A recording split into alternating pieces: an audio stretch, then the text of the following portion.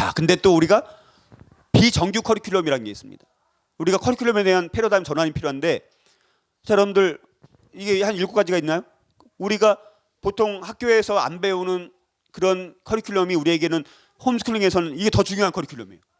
그래서 성품이라는 것이 굉장히 중요하다고 제가 막 강조를 하지 않습니까? 성품이 왜 중요하냐면, 자, 성품에는 4가지 유형이 있습니다. 하나는 편의주의적인 성품. 자신이 원하는 것 얻기 위해서 가장 좋은 것을 취하는 자기중심적인 그런 성품의 사람들이 있어요. 또 순응하는 성품. 주변 사람들에 의해서 영향을 받는 거예요. 그 다음에 율법주의적인 성품. 이게 많이 사람들이 율법주의적인 성품을 이제 실천하는 것 같아요. 이게 좋지 않은 별로. 우리는 원칙이 있는 성품이에요. 원칙. 일관성이 있고 우리 원칙이 있는 성품을 갖고 이제 해야 되는데, 근데 성품은 제가 따로 이제 나중에 혹시 성품 강의를 할 수도 있는데, 이 성품이 중요한 이유는 보겠습니다. 자, 여기 보니까 눈에 보이는 우리는 거짓말하고 방이 애들이 지저분하고 뭐 게으르고 불순종하고 눈에 보이는 문제를 가지고 이걸 이제 처방하려고 합니다. 갓난 아이가, 조그만 아이가 앙앙 울어요. 그러면 엄마가 울지 마. 우니까 울지 마 이렇게 하면 걔가 울어요, 안 울어요? 울어요. 걔가 왜 울까? 예를 들어서 똥을 쌌거나 뭘 했거나 그러니까 우는 거 아니에요. 그러면 똥을 싼 거를 기저귀를 갈아줘야 제가 안 울 거 아닙니까? 근데 우리는 뭐예요? 우는 아이한테 울지 말라고만 한다는 거예요. 근본 원인을 해결해 줘야지 바뀌는데, 성품이라는 것도 마찬가지입니다. 성품이 바뀌기 위해서는 근본 원인이 안 바뀌면 이거는 안 바뀌어요. 열매니까 이게 뿌리가 안 바뀌면 열매가 안 바뀌게 되어 있잖아요, 그렇죠? 그래서 예를 들어서 이런 거죠. 예를 들어서 거짓말을 해요. 그러면 거짓말 하지 마. 이런다고 거짓말 안 하는 게 아니라는 거예요. 그 아이의 문제는 뿌리에 속임이라는 뿌리가 있어요. 그 속임의 뿌리를 극복해야지 거짓말을 안 하게 돼 있어요. 그리고 분노하고 쓴뿌리가 있습니다. 그 근본 원인은 과거로부터 늘 거절당했던 거절이 그 안에 있었기 때문에 그걸 극복을 해줘야 돼요. 말다툼을 합니다. 말다툼 대부분 왜 해요? 경솔하니까. 경솔함의 성품을 개발해야지 말다툼을 안 하게 되는 거예요. 불순종해요. 불순종 대부분 뭐 때문에? 고집. 불순종의 반대는 뭐예요? 고집이에요, 고집. 고집의 문제가 해결되지 않으면 불순종은 안 바뀝니다. 뒤바뀐 우선순위 문제, 다 자기 중심성이 문제예요. 깨진 가정의 문제, 불충실, 그게 문제입니다. 자, 이런 것들 누가복음 6장에 보면 이런 말씀이 있습니다. 자, 그래서 자, 우리가 직면하는 문제들은 다 비슷해요. 다 사람은 다 비슷합니다. 미국이나 한국이나 다 비슷해요. 근본 원인이 다 같아요. 이런 것도. 좋은 성품이 다 결여되는 데서 대부분이 다 비롯되고, 대부분이. 그러니까 성품만 바꿔도 사람은 바뀌어요. 성품 훈련이 굉장히 중요한데 어려워요. 성품은 우리가 배워본 바가 없어요, 대부분. 그래서 제가 세계관, 성품 이런 걸 역사 그래서 연구를 이런 걸 많이 했는데, 해답은 뭐냐? 이런 거는요. 규율과 규제만으로는 안 된다는 거예요. 사람들은 규율을 만들고 규제를 만들면 또 뭐예요? 규율과 규제를 벗어나기 위해서 교묘하게 또 도망갈 수 있는 길을 또 만들어 가요, 사람.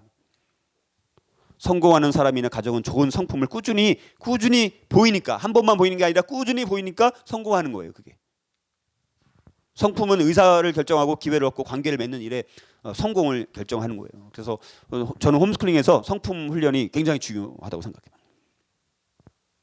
그래서 우리는 삶에서 그리스도의 성품을 길러야 돼요.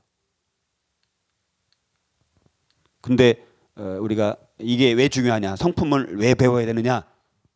성품은 구주 예수 그리스도를 나타내요. 예수님께서 인내하셨고, 예수님께서 사랑하셨고, 예수님께서 정의를 베푸셨고, 예수님께서 긍휼을 베푸셨고, 예수님께서 뭐 하셨고, 다 예수 그리스도의 성품을 따라서 성품을 배우고, 성품을 이해하면 우리에게 일어나는 일들을 납득할 수 있어요. 아, 이게 왜 일어나는가? 성품을 공부하면. 성품의 구체적인 특성들을 알면 하나님과 다른 사람들의 성품을 찬양하게 되어지고, 또 하나님을 사랑하고 이웃을 사랑하는 방법이 성품이에요, 성품. 이게 왜 그런 것 같아요? 하나님을 사랑하고 이웃을 사랑해요. 하나님을 사랑하면 내가 원하는 것이 지금 이루어지지 않아도 인내할 수 있어. 그렇지? 인내라는 성품이 있잖아. 근데 하나님을 사랑하지 않는 사람은 인내하지 못하죠. 내가 하나님을 사랑한다면 하나님의 때에 하나님의 뜻을 펼칠 것이다라는 기다리고 인내할 수 있는 힘이 생겨요. 인내의 성품이 있다는 것은 내가 하나님을 사랑하고 있다는 증거예요. 내가 다른 사람에게도 마찬가지입니다. 이웃을 사랑하는데 성품, 사랑이든 인내든 그다음에 뭐 공경이든 뭐 순종이든 순종 사랑할 때 순종이 되지 않습니까? 그러니까 하나님을 사랑하고 이웃을 사랑하는 방법이 성품이라는 거예요. 이게 얼마나 중요한지 몰라요. 그래서 뿌리가 거룩한 줄 가지도 그러하니라. 우리 아이들의 뿌리를 다루는 게 성품론이라는 거예요. 뿌리를 잘 견고하게 만들면 열매는 자동으로 좋은 게 열매가 맺히겠죠. 그다음에 이제 여러 가지 현장 학습. 이제 뭐 여러분들이 홈스쿨링 하면 집에 가두고 사육하는 게 아니라 좋은 곳에 이렇게 현장 학습 이렇게 가는 게 굉장히 아이들한테 갈 만한 데가 너무 많아요. 우리나라도 은근히 찾아보면. 그래서 야외 체험 학습을 가서 또 갔다 온 다음에는 좀 이렇게 기록으로 남겨야 돼요. 될 수 있으면. 근데 대부분 우리나라는 박물관에 가는 경험이 안 되다 보니까 박물관 왜 가는지 모르고 가고 갔다 와서도 아무런 남는 게 하나도 없어요. 그러니까 박물관 가기 전에 거기를 조사하고 가서 확인하고 갔다 와서 복습해서 정리하고 기록하고 이런 게 굉장히 중요한 과정이 되는 거예요. 그러면 굉장히 아이들한테는 현장 체험 학습이 살아있는 지식으로 남는 거예요. 그래서 그다음에 여러 가지 취미라든가 클럽 활동을 하는 거. 저희 아이들 옛날에 홈스쿨 아카데미 했을 때 저희 아들 뭐 이렇게 활동했던 이런 거고요. 그다음에 집안일 우리 저희들 이렇게 청소하고 설거지하고 어렸을 때 이렇게 밥 저희 아들이 뭐 이렇게 뭐 하는 거. 그래서 저희 딸도 음식을 이렇게 몇 개 하는 게 있어요. 잘 이렇게 뭐 빵 같은 거 잘 만들어요. 네, 아이들 청소했을 때 이런 거. 그러니까 이런 것들이 집안일. 근데 집안일은요 아이들이 감당할 수 있을 만큼 시켜야지. 뭐 감당할 수 없는 거 막 시키면 애들이 오히려 이 집안일을 통해서 낙심하고 실망하지. 이 적당한 분량의 집안일을 시켜야 돼요. 그다음에 여기 아까 게리콕스 목사님 아들 중에 한 명이 이제 여기 맨날 이 아이는 막내인가 그랬는데 맨날 계란 이렇게 갖고 오는 게 자기 임무예요. 각자 다 자기 역할들이 있어요. 집안일에 대한 역할들이 다 있어요. 그러니까 집안일을 거의 안 시키잖아요.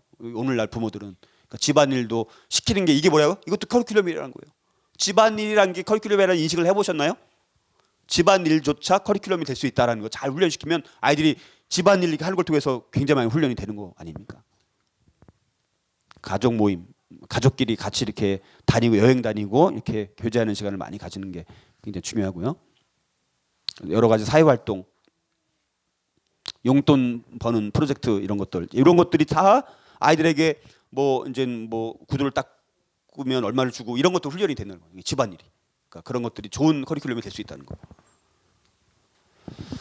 요약하자면 비정규 커리큘럼은 여러 융통성과 기회와 창의력을 이렇게 만들어내는 균형 잡힌 상박대가 될 수 있는 것이 비정규 커리큘럼이라는 거.